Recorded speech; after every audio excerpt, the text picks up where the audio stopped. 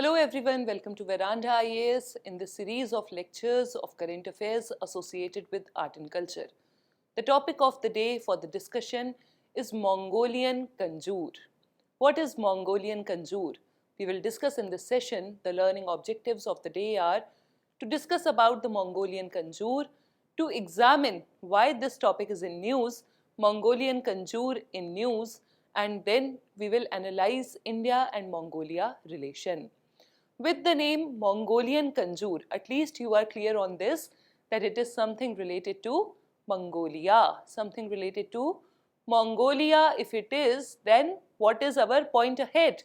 Our point of discussion will be India-Mongolia relations. Then we will discuss about the Samvaad Dialogue between India and Mongolia related to India-Mongolia relations, and then we will discuss about Abcp. What is Abcp? That is General Assembly of Asian Buddhist Conference for Peace. Mongolian Kanjur is a religious text. If we say, then we will not be wrong. Mongolian Kanjur is associated with which religion? With Buddhism. That is why we will be discussing about General Assembly of Asian Buddhist Conference for Peace. Then we will discuss something about, we will analyze the National Mission for Manuscripts, which is acronymed as NMM, National Mission for Manuscripts. So again, Mongolian Kanjur is a manuscript. That is why National Mission for Manuscripts become our topic of discussion today in this session. We'll begin one by one about Mongolian Kanjur. Mongolian Kanjur means, literal meaning is concise orders. The literal meaning of Kanjur is, Mongolian comes from Mongolia, the area. The literal meaning of Kanjur is concise orders. It means specifically these are the words of Lord Buddha. Specifically these are the words, the utterances of Lord Buddha, Gautam Buddha. So that is what is Kanjur. So that is why this becomes important for the adherents of Buddhism as well. It is 108 volume Buddhist canonical scripture. Canonical, non-canonical scripture we have read in our art and culture syllabus, where we discussed about Buddhist literature and Jainism literature. So this is canonical scripture that is regarded to be Mongolia's most important religious literature. This is regarded as Mongolia's most important religious literature. It means that the Buddhist population in Mongolia is quite considerable. That is why we are saying that it is most important religious literature in Mongolia. See, Buddhism is a religion which originated in India. Contemporary was Jainism. But Buddhism is remembered for its spread to the nearby areas. From India to East Asia, to Nepal, to Bhutan, to the country of China, then Mongolia, Buddhism got spread. And at present day, we have more followers in these countries as well for Buddhism.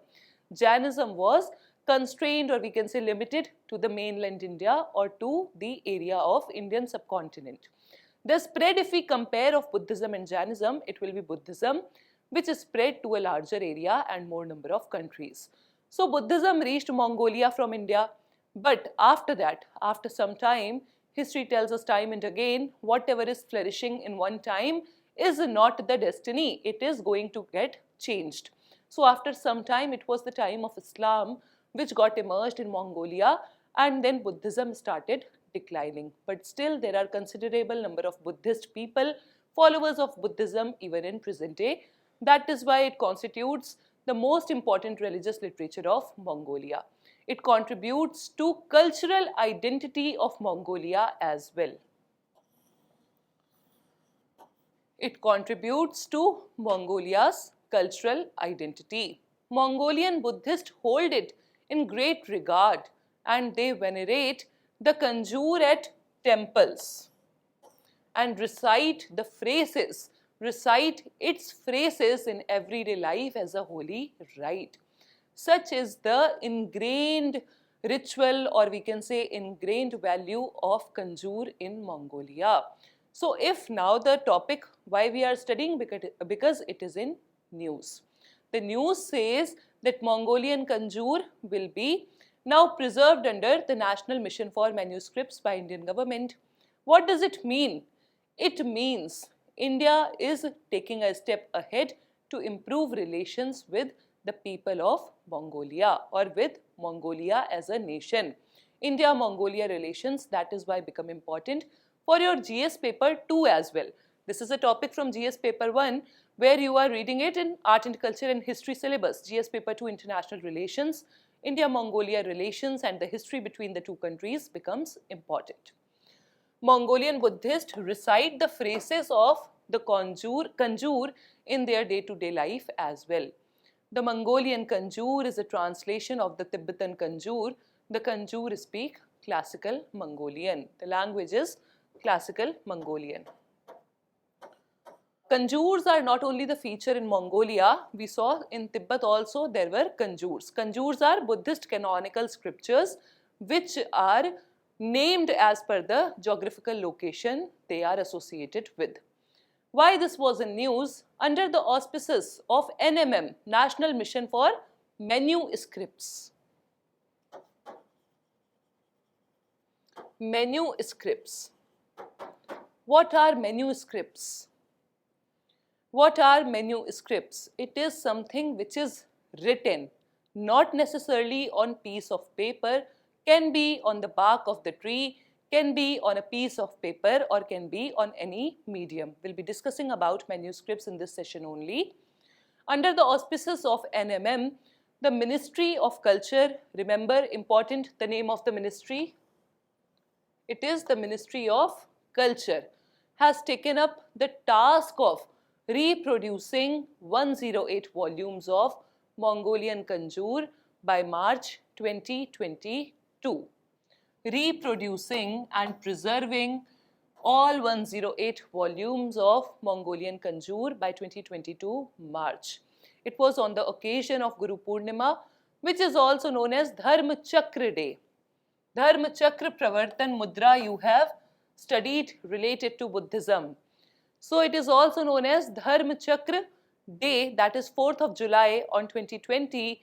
Several copies were delivered to the Mongolian government by the Government of India under the auspices of Ministry of Culture. Mongolian Kanjur will serve as a symbol of cultural concord. Important. Mongolian Kanjur will serve as a symbol of cultural concord between India and Mongolia and will assist in the advancement of bilateral ties in the coming years. See, there are some diplomacies or some ways of diplomacies in international relations you might have studied. There is soft power diplomacy. Often in newspaper also you might have heard, you might have studied about soft power. What is soft power diplomacy? And India is commemorated, India is lauded as one of the nations which knows how to use her soft power. Soft power is basically we are using our culture, our tradition and a number of things which are aesthetic in essence to connect to the nations of the world. One such thing is Buddhism or Jainism, which help us to connect to the nations where there are followers of Buddhism or Jainism. And one such thing is Mongolian Kanjur, which we are using as one of the tenets or one of the things under soft power to connect with Mongolia and to make India-Mongolia relations more stronger. Why Indian government will reproduce the volumes of Mongolian Kanjur? Because Indian government want to send a message that we want good relations with Mongolia. Next is India is estimated to have 10 million manuscripts, making it the world's biggest collection. India said we are going to have nearly 10 million manuscripts, which will be world's biggest collection. These encompass a range of subjects, textures, aesthetics, as well as scripts, languages, calligraphy, illuminations and drawings, which will be an amalgamation of a number of things. Next, some details, some history about India-Mongolia relation. First, we are studying about Mongolia, then you should be aware of the location of Mongolia in the map of the world. See, this is China. You know, you have seen the political map of the world. India, this side, shares boundary with China. Above China is Mongolia, and above Mongolia is Russia. So, you have studied about buffer state. We can say that Mongolia is a buffer state between Russia and China. Russia and China, known as the communist nations. Mongolia is a buffer state between these two. And the spread of Buddhism to Mongolia was via this way only. From India it reached to China, from China it reached to Mongolia. And after some period of time we saw that the communist governments were the feature of the word governments at that time, and then Buddhism started declining here because communist governments were not only against Buddhism but they were against any religion. So Buddhism was declining in Mongolia at that time. And this is the capital of Mongolia, Ulaanbaatar, the capital of Mongolia. India and Mongolia have had centuries of connection. India and Mongolia's relation is not new, it is centuries old. Buddhism was introduced in Mongolia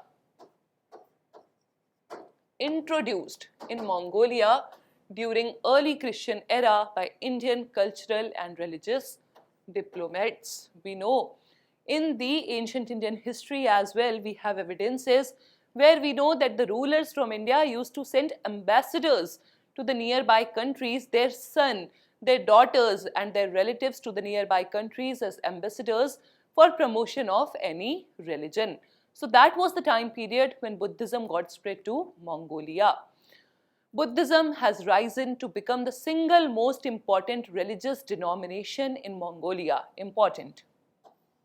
Single most important religious denomination in Mongolia as a result of this development of exchange of religious diplomats. In 1955, when Mongolia designated India as a spiritual neighbor, you can quote this when you are writing about India-Mongolia relations. 1955, Mongolia stated that India is our spiritual neighbor. We got Buddhism from India. India's spiritualism is cherished in Mongolia. When Mongolia designated India as a spiritual neighbor and strategic partner, India established official diplomatic ties with Mongolia since then. Mongolia, together with India and Bhutan, was a co-sponsor of 1972 United Nations resolution. What happened in 1972? Which is important for Indian history. Mongolia, together with India and Bhutan, was a co-sponsor of 1972 United Nations resolution which recognized Bangladesh as an independent country. We were the first, or we can say Mrs. Indira Gandhi's leadership was the time period when Bangladesh was created. East Pakistan got converted to Bangladesh under the leadership of Mrs. Indira Gandhi, or the strong role of Indian government. At that time, it was Bhutan as well as Mongolia which supported us in United Nations resolution. So overall, we share good positive relations with Mongolia. In 2015, Prime Minister of India, Mr. Narendra Modi, paid his first visit to Mongolia. 2015, Mr. Narendra Modi, the Prime Minister of India, paid his first visit to Mongolia, commemorating the 60th anniversary of the establishment of diplomatic ties between India and Mongolia. Next comes Mongolia has historically backed India in the United Nations and in a variety of other international fora as well. In United Nations, we are competing for permanent seat. We are claiming that over the period of the time, things have changed. The membership of United Nations has changed, so India should be given permanent seat in UNSC, United Nations Security Council. So there we are backed by some of the nations. One such nation is Mongolia, which is supporting us, favoring our permanent membership in UNSC. So whenever you are writing answers in your IR, International Relations, regarding relations of India with some country, step by step you have to tell. There will be some years or some events which will be important to quote the strengthened relationships or to quote the weakened relationships. In case of India and Mongolia, recent is 2015, the visit of Prime Minister Modi. Then comes Mongolia supported India's petition to add yoga in the UNESCO's list of intangible cultural heritage. Is yoga a part of UNESCO's list of intangible cultural heritage present day? Yes, it is. So it was supported by Mongolia at that time as well. Yoga, again soft diplomacy, soft power diplomacy. Mongolia is supporting yoga of India. Why? Because Mongolia and India share good bond, strong relationship. So Mongolia supported this claim and yoga was added to UNESCO's list of intangible cultural heritage. Mongolia has openly reaffirmed support for India's admission to the increased UNSC permanent seat. Again, in IR, when you are writing about the relations of two countries, try to quote this, try to be clear on this, whether that country is supporting India's claim to permanent seat of UNSC or not, because this becomes one of the important aspects. So if you know this, you can add this, that will enrich the quality of your answer. Next important topic comes the Samvaad Dialogue. The name suggests Samvaad. What is Samvaad? Samvaad is a Hindi word whose literal meaning is conversation or dialogue, we can say, or one such conversation where two parties are involved, where two parties are negotiating and coming to a conclusion. Samvaad dialogues bring together Buddhist religious leaders. Samvaad dialogues are related with Buddhism.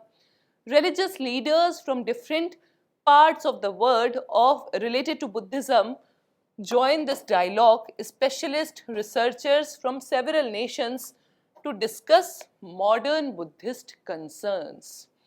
Samvaad is discussion, where people are coming and they are discussing about the need to revitalize Buddhism or the concerns associated with modern Buddhism. Next comes about Samvaad dialogue only. The term Samvaad has been derived from the Sanskrit word Samvadam, which means dialogue. Dialogue means two people are involved, two parties are involved. It is not only one person is speaking. One person is speaking, that will be speech. This is dialogue. The conference emphasized the importance of an open and candid global discourse on conflicts and the environment. The Samvaad Dialogue. Next comes Abcp, General Assembly of Asian Buddhist Conference for Peace. Asian Buddhist Conference for Peace. It is a voluntary movement, important thing. Voluntary movement. It is a movement, voluntary movement of whom? Of disciples of Lord Buddha, which include both monks and the common people, lay people. The participation of both monks, nuns and the common people is equal. It is a voluntary movement of Lord Buddha's disciples, both monks and lay people alike, which was established in 1969-70 in Ulaanbaatar, the capital of Mongolia, with the goal of disseminating and implementing the enlightened one's teachings on peace and harmony, compassion and loving, kindness for all sentient beings on the earth. What is all this? The tenets of Buddhism. The tenets of Buddhism: peace, harmony, compassion, loving kindness, and then equality or sentient for all the beings on the earth. All these are the tenets of the Buddhism, and this ABCP has a goal to disseminate and implement all these teachings of enlightened ones. 1969-70 was the year for the start of this movement. This ABCP aspires. What is the need of ABCP?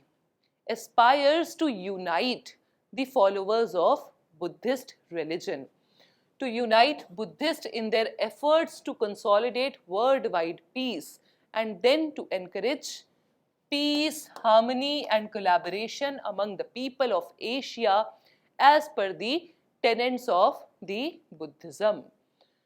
Next comes some factual information about National Mission for Manuscripts.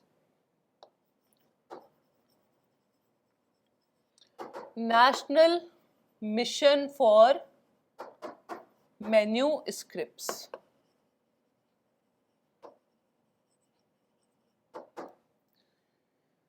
See, what is a manuscript? First we will discuss that, and then we will discuss some details about National Mission for Manuscripts. You have read your syllabus of ancient history, medieval history and modern Indian history. In ancient history, we talked about one important thing, that was the sources of ancient history. Why sources of ancient history become relevant? Because that was the time period of initial days when writing the records was not very popular. So whatever information we get is from the orders which the king used to receive, or some or other foreign text. Those foreigners or travelers who came to India, they wrote something about India, and we know India from their point of view. That is individual's perspective. So that is why the sources of ancient history become important, and that is why there is need to study more and more sources to come to a conclusion regarding any dynasty or any ruler. Manuscripts are also one of the important sources of the history. We have read about manuscripts in our ancient Indian history sources. We'll revise what is manuscript, important features are there, can be a direct question in your prelims examination. A manuscript is handwritten writing on paper. Important thing is it is handwritten. It is handwritten writing on paper. Not only on paper, but on any medium we can say. Writing on paper, bark of a tree, cloth, metal or palm leaf as well. Leaves of the tree as well. That has significant scientific, historical or artistic significance and dates back at least 75 years. Criteria. Minimum 75 years old it should be, then only we can say it is manuscript. Now the question arises, if it is that old, how can we preserve it? This is what is the purpose of National Mission for Manuscripts. The Government of India in 2003 February established National Mission for Manuscripts with the mission of recording, conserving, preserving and spreading the information contained in manuscripts. Whatever information is there in the manuscripts that needed to be preserved so that future generations can read it, so that these manuscripts can be a relevant and reliable source for historical records or interpretation of history of India. So that is why there is a National Mission for Manuscripts for recording, conserving, spreading, or we can say preserving the information contained in the manuscripts. Lithographs and printed books are not considered to be manuscripts important. Criteria is handwritten. So there is no chance that the printed books or the lithographs will be considered as manuscripts. Manuscripts are separate from historical documents such as epigraphs on rocks and revenue records, which include information about specific historical events or processes. Manuscripts are different because it is not written by any king. Like any king is not asking to write manuscript about his empire. So it is not same as epigraphs. Epigraphs are what? They contain records. They contain king's name, date and the order by the king. Manuscripts are different, are separate from the historical documents such as epigraphs on rocks and revenue records, which have specific information, event, date, processes. one of the mission's aim, which mission? National Mission for Manuscripts, is to publish rare and unpublished manuscripts in order to disseminate the information contained within them to academics, scholars and the general public. Whatever manuscripts are not very popular, are rare, are unpublished, decode them and publish them so that the perfect, or we can say the good or the better information reaches to common man. Important is, it is under Ministry of Culture. National Mission of Manuscripts is under Ministry of Culture.